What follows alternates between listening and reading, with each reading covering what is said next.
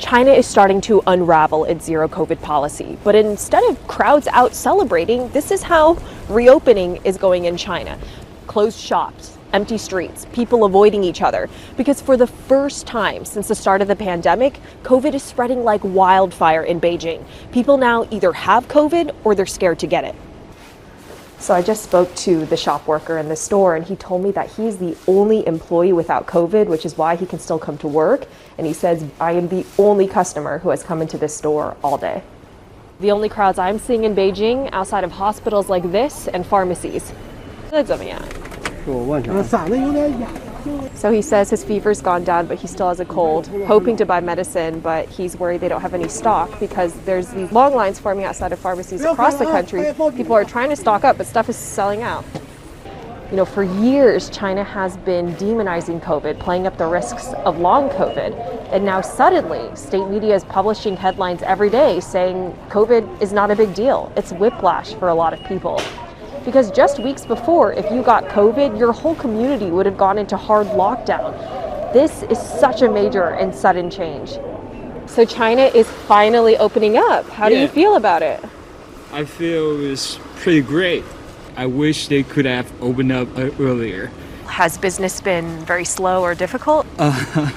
You know, you can see there are not that many customers. A lot of people just got the virus. Are you scared about getting COVID? I'm worried about my parents and my grandparents a little bit. People are relieved, though, that you no longer have to go to a quarantine facility if you get COVID. Getting sent to one of those rundown facilities was such a big source of anxiety before. And these health QR codes that have been used for years to track and dictate where we can go, well, the government is now saying that you don't need them to enter most public places. 喂，你好，我需要扫码吗？哦，不需要。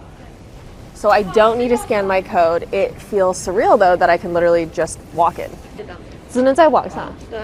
So she said I can only do online delivery, so you can't even sit inside or order inside in Shake Shack. So outside the Starbucks, they have a sign saying you need to show a 48-hour COVID test.